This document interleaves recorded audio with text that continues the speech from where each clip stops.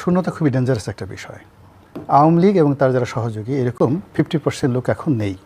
তাদের এই যে শূন্যতা, তারা ভোটে নাই, প্রতিযোগিতায় নেই, ক্ষমতায় নেই, আউট অফ দ্য মার্কেট। পরে এই পুরো যে 50% জায়গা, এই জায়গাটা দখল করছে, এই শূন্যতার যে জায়গাটা পূর্ণ করছে, ম্যানেজ করছে, সব কিছু হলো বিএনপি, জামাত এবং তাদের এনসিপি যারা অন্যান্য দলগুলো আছে। এখন এরকম শূন্যতার মধ্যে যখন আমরা পড়ি, বিশাল একটা শূন্যতার মধ্যে পড়ি, আপনি গিয়ে দেখেন বড় একটা ফসলি মাঠ, আপনি একা, গভীর রাত্রি, আপনি পথ হারিয়ে ফেলবেন। শূন্যতার মধ্যে মানুষ পথ হারিয়ে ফেলে, নিজেকে নিয়ন্ত্রণ রাখতে পারে না এবং সে ভুল করে। কাজে এই যে এখন যে একটা বিরাট শূন্যতা চলছে, সেই শূন্যতার মধ্যে সবাই তার যে ওজন, এই ওজন হারিয়ে ফেলেছে, সবাই তাদের পরিচয় হারিয়ে ফেলেছে এবং সবাই তাদের যে নবস, সেই নবসটা সে নিয়ন্ত্রণে রাখতে পারছে না। সে মনে করছে যে আমি এখনই পাবো, ওই জায়গাটা তো খালি আছে, ওটা আমার। এটার কারণে কি হচ্ছে, তার মধ্যে একটা ইমব্যালেন্স তৈরি হয়ে যাবে এবং এই ইমব্যালেন্স তৈরি হয়ে গেলে আকাশে যদি যেটা ব্ল্যাক হোল হয়, ব্ল্যাক হোলে যেভাবে তারকারাজি হারিয়ে যায় এবং এই পৃথিবীতে যে বারমুদা ট্রায়াঙ্গেল আছে, সেই বারমুদা ট্রায়াঙ্গেলে গেলে যেভাবে একটা মানুষের পরিস্থিতি হয়, এইরকম রাজনৈতিক, অর্থনৈতিক, সামাজিক শূন্যতার মধ্যে যা কিছু ঘটে ওই একই পরিণতি হয়। এখন বিএনপি এবং জামাত এই শূন্যতার মধ্যে ঘুরপাক খাচ্ছে, নাম্বার 1। নাম্বার 2 হলো, এরকম যখন শূন্যতা হয়, অরাজকতা হয়, তখন সেই ক্ষেত্রে রেজিমেন্টেড ফোর্স যারা শক্তিশালী, তারা যত ছোট হোক না কেন তারা সেখানে সফল হয়। এবং রেজিমেন্টেড ফোর্স না, কিন্তু সংখ্যাধিক্য, অনেক সংখ্যাধিক্য, ইট বিকাম এ লায়াবিলিটিস এরকম একটা শূন্যতার ক্ষেত্রে। ফলে এই যে বিএনপি 35% যে ভোটার, তাদের ব্রুট মেজরিটি, তাদের সঙ্গে তাদের যে মানে জনপ্রিয়তা, এইরকম একটা অবস্থাতে এটা তাদের জন্য লায়াবিলিটিস। বিকজ এই সময়টাতে যেহেতু শূন্যতাতে আগে তারা গোল হয়ে বসেছিল, সেই মানে নুরুল দিনের সারা জীবন কবিতার মতো, গোল হয়ে বসো, কাছাকাছি আসো। আওয়ামী লীগের চাপে তারা একত্র হয়েছিল, আর আওয়ামী লীগ যখন সরে গেছে, তারা একে অপরের সঙ্গে সম্পর্ক বিচ্ছিন্ন করে ছড়িয়ে পড়েছে টেকনাফ থেকে তেঁতুলিয়া পর্যন্ত। এটাকে একটা নিয়ন্ত্রণ করা যাচ্ছে না। তো এই যে নিয়ন্ত্রণ করা যাচ্ছে না, ফলে বিএনপির এই যে ব্রুট মেজরিটি, প্রচুর লোকজন, এটা এখন বিএনপির জন্য লায়াবিলিটিস। আর অন্যদিকে এই সময়টার মধ্যে যে রেজিমেন্ট ফোর্সগুলো, তারা এজ এ পিলার হিসেবে যার যার জায়গায় মতো বসে পড়ছে Jamaat. This is second. Thirdly হলো, প্রকৃতির যদি ইতিহাস ধরেন, আমাদের রাজনীতির ইতিহাস ধরেন, সেই রাজনীতির ইতিহাসে আমরা সবসময় দেখেছি যে যারা খুব বেশি আত্মবিশ্বাসী থাকে, খুব বেশি আশাবাদী থাকে, স্বপন বিলাসী থাকে এবং নিজেদের জয়ের ব্যাপারে শতভাগ নিশ্চিত থাকে, ইতিহাস সাক্ষী প্রায় সব ক্ষেত্রে তারা গোহারা হেরেছে। আর অন্যদিকে আপনি যাদেরকে তাচ্ছিল্য করবেন এবং আপনি যাদেরকে গণনায় ধরবেন না এবং আপনি যাদেরকে মনে করবেন যে এরা আমার পায়ের তলে, প্রকৃতি এমন শিক্ষা দেয় যে ওই পায়ের তলের জিনিস আপনার মাথায়, আপনার যাকে বলা হয় তাজ হিসাবে বসিয়ে দেয়। এই বাংলায় 2024 সনের 5ই আগস্ট একটা বিপ্লব হবে। হাসনাত, সার্জিস, যে সমস্ত ছেলেরা, কিংবা ধরেন ওই এখন ঢাকা বিশ্ববিদ্যালয়ের ভিপি হয়েছে সাদিক কায়ুম, এরা ছাত্রলীগের পঞ্চম টায়ার, পঞ্চম সারিরও কোনো কর্মী ছিলেন না। ছাত্রলীগ নামধারী এই সমস্ত নেতাকর্মী, তাদের হাতে আওয়ামী লীগের পতন হবে।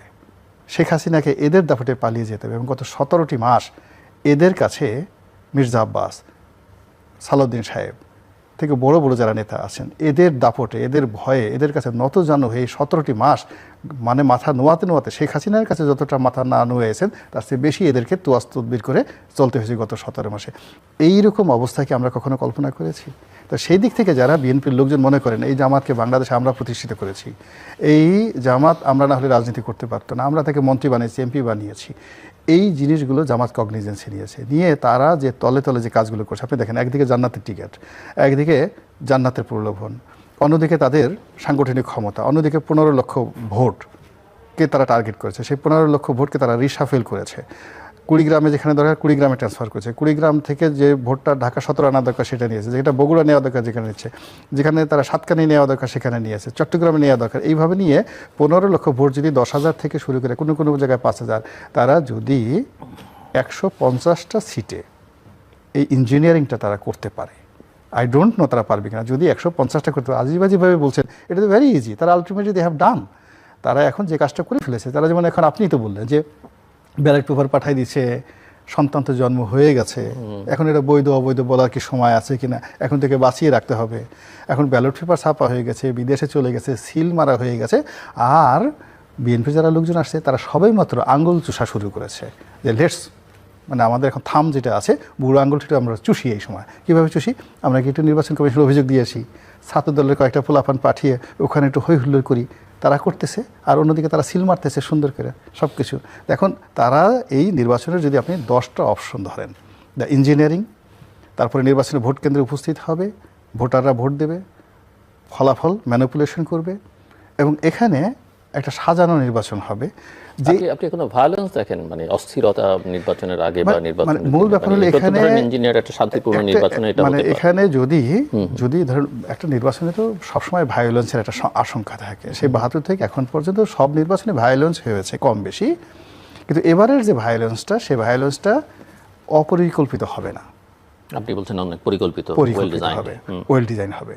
অন্যবার যে সকল ভায়োলেন্স, সেই ভায়োলেন্সের জন্য অস্ত্র রিজার্ভ থাকতো না, কোনো নির্বাচনকে উপলক্ষ করে বিদেশ থেকে অস্ত্র আমদানি করা হয়নি। পুলিশের যে রিপোর্ট, সেই রিপোর্ট অনুযায়ী বা গোয়েন্দা সংস্থার রিপোর্ট অনুযায়ী সীমান্ত দিয়ে অস্ত্র আসছে। পুলিশের যিনি অধিকর্তা, উপদেষ্টা, তিনি বলতেছেন যে আমরা অস্ত্রগুলো পাচ্ছি না, বিকজ হাজার হাজার অস্ত্র খাল বিলে ফেলে দেওয়া হয়েছে। তা আপনি পাচ্ছেন না, খাল বিলে ফেলে দিয়েছে, কিন্তু যারা ফেলে দিয়েছে তারা তো জানে অস্ত্র কোথায় আছে। তো এই যে থ্রেডগুলো আছে, আপনি এগুলো তো বাদ দিতে পারেন না। ফলে এবারের যেখানে তারা সন্ত্রাস, তারা তো সন্ত্রাস ঢাকা শহরে করবে না।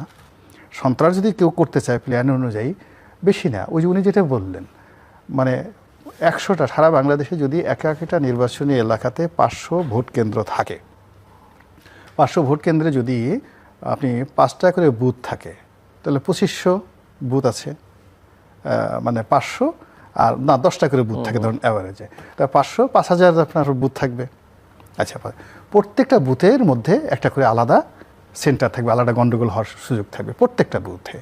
এবং একটা বুথের মধ্যে যদি 2টো এজেন্ট মারামারি করে, ওখানে যে মানে পোলিং অফিসার থাকবে তার সাথে সে যে মারামারি করলো, ওই কেন্দ্রে ভোট বন্ধ হয়ে যাবে।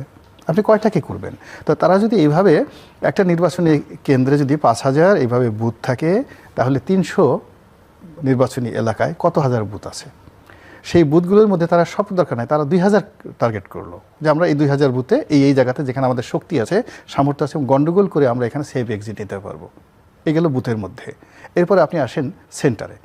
সেন্টারের বাইরে ওই যে ভোট কেন্দ্রের জন্য জামাতের একটা অফিস থাকবে, বিএনপির একটা অফিস থাকবে, এনসিপির একটা অফিস থাকবে, কত প্রত্যেক থাকবে। ওখানে ধরেন তারা টার্গেট করলো যে আমরা সারা বাংলাদেশে ধরেন 500 সেন্টার আছে, 500 সেন্টারের মধ্যে 3-5-1500, মানে 15000 সেন্টার আছে। তো 15000 সেন্টারের মধ্যে আমি বেশি না 100 সেন্টারে গন্ডগোল করবো, জাস্ট 100 সেন্টারে গন্ডগোল করবো। প্ল্যান অনুযায়ী আপনি কী করবেন? What can you do? এরপরে 100 সেন্টারের সাথে গন্ডগোল করে আমি টোটাল জিনিসগুলো নিয়ন্ত্রণের বাইরে নিয়ে যাব মাত্র 20 থেকে 25টা সেন্টারে, 20-25টা সেন্টারে আমি কাজগুলো করব। দেখুন এই যে কাজগুলো আপনি এটা ধরে নেন যে এইগুলো হতে পারে, ধরেন একেবারে হলো না, হতে পারে, তো এটা যখন হবে এটার জন্য আপনার প্রস্তুতি কী? এই প্রস্তুতিটা তো আমি সরকারের পক্ষ থেকে কাউকে দেখছি না। বিএনপির যারা লোকজন, তারা যেভাবে ফেসবুক নিয়ে ব্যস্ত, যেভাবে তারা যাকে বলা হয় ইউটিউব নিয়ে ব্যস্ত, যেভাবে তারা জনাব তারেক রহমান সাহেবকে মহামানব বানাতে ব্যস্ত, জিয়াউর রহমান সাহেবের পরিবারের একটা লিগেসি তৈরি করতে এই সময়টাতে ব্যস্ত, তো এই ব্যস্ততার সঙ্গে কন্টেম্পোরারি নির্বাচন সংক্রান্ত যে ঝুঁকিগুলো রয়েছে সেইগুলোর যে অ্যাকশন প্ল্যান, সেই অ্যাকশন প্ল্যান তো আমি দেখছি না। হঠাৎ করে যেখানে ধরেন গত 17 মাসে মানে যমুনাতে জামাতের প্রভাব, রাস্তাঘাটে পথে ঘাটে ব্যবসা বাণিজ্যে সব জায়গাতে জামাতের লোকজন, রাষ্ট্রদূত থেকে শুরু করে সবাই জামাতের আমিরের দরবারিকে হাজির দিয়ে যাচ্ছে। অল অন এ সাডেন সমস্ত স্রোতগুলো সব যে তারেক রহমান কেন্দ্রিক হচ্ছে, আপনার কাছে মনে হচ্ছে এগুলো সব স্বাভাবিক?